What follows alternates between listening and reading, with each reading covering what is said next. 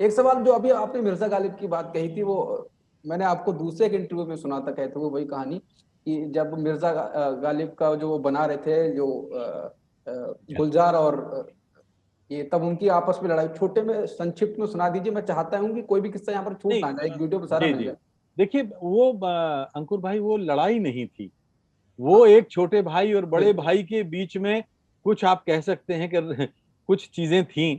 असल में गुलजार साहब के जो भाई थे, वो छोटे भाई जो थे वो जगजीत के दोस्त थे, तो इस नाते गुलजार भी बड़े भाई थे। और जब गुलजार को मिर्जा गालिब का ये अनुबंध हुआ, तो गुलजार साहब ने एक ही नाम लिया कि ये सिर्फ जगजीत इसका संगीत देंगे और जगजीत गाएंगे। तो जगजीत अपने प्रयोगों के लिए जाने जाते थे, और उन पर आरोप भी लगने लगे थे कि वो जो है गजलों में पश्चिमी वाद्यों का इस्तेमाल करते हैं, वाद्य यंत्रों का इस्तेमाल करते हैं। तो जब गुलजार साहब के साथ इनकी सिटिंग हुई, तो गुलजार साहब ने कहा कि भाई देखो, ये याद रखो कि मिर्जा गालिब गवैये नहीं थे, वो शायर थे। तरन्नुम में गाते थे अलग बात है, लेकिन उनको रागदारी की समझ नहीं थी। तो जगजीत ने कहा कि भाई आप क्या चाहते हैं इसका मतलब?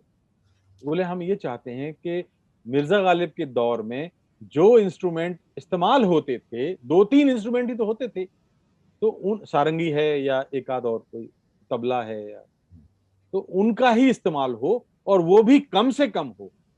क्योंकि ये हमेशा याद रखिए कि वो जो है, वो बात बात बार बार वो रिपीट करते थे गुलजार साहब कि वो गवैये नहीं। तो जगजीत साहब ने कहा फिर लोग पसंद कैसे करेंगे, नई जनरेशन पसंद नहीं करेगी। तो गुलजार साहब ने कहा कि ना, कोई पसंद करे या ना करे, मैं समझौता नहीं कर सकता। अगर आपके पास वक्त हो तो मैं ये वाली बात, हाँ मैं हाँ। एक और कहानी सुनाऊं मिर्जा गालिब की। सुना असल में सुना सकते हैं। 1954 में एक फिल्म बनी थी मिर्जा गालिब, जिसमें सुरैया ने भी गजलें गाई थी गालिब की। वो बनाई थी सोहराब मोदी ने। और सोहराब मोदी ने जब फिल्म बनाई, तो उन्होंने मिर्जा गालिब की जिंदगी में कुछ तत्व उस फिल्म में डाल दिए।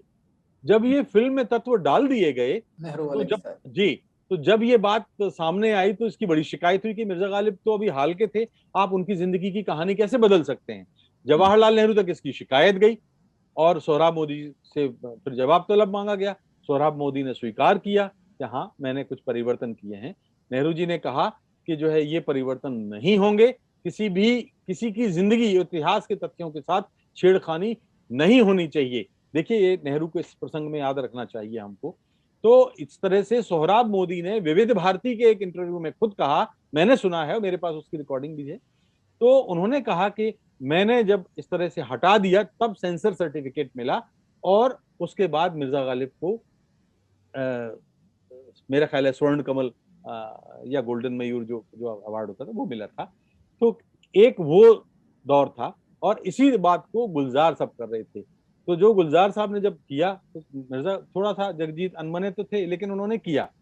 तो गुलजार मान गए, लगा कि इनको कि जगजीत थोड़ा सा रूठा हुआ है। तो उन्होंने कहा ऐसा है जगजीत, जब ये सीरियल हो जाए, प्रसारण इसका हो जाए, तब आप इसका ऑडियो वर्जन निकालना और उसमें आप अपने प्रयोग कर लेना। जगजीत ने कहा ठीक है।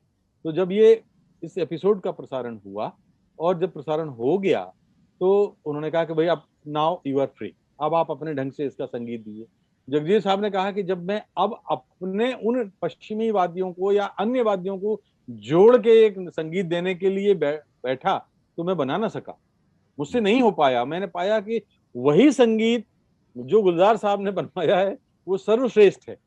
इसलिए जो बाद में एल्बम तो आया, बहुत थोड़ा सा परिवर्तन है। अगर आपने गौर से सुना हो, तो दोनों संस्करण अलग अलग हैं। मिर्जा गालिब का जो दूरदर्शन पे आया है, और जो मिर्जा गालिब वो जो जगजीत ने बाद में निकाला, बहुत अंतर नहीं है। और इसके बाद तो जगजीत और नसीरुद्दीन शाह पाकिस्तान में इतने लोकप्रिय हुए कि मैं आपको बताऊं, पाकिस्तान में लोगों ने चोरी से छतरियां लगाना शुरू कर दिया था, वो दूरदर्शन देखने के लिए।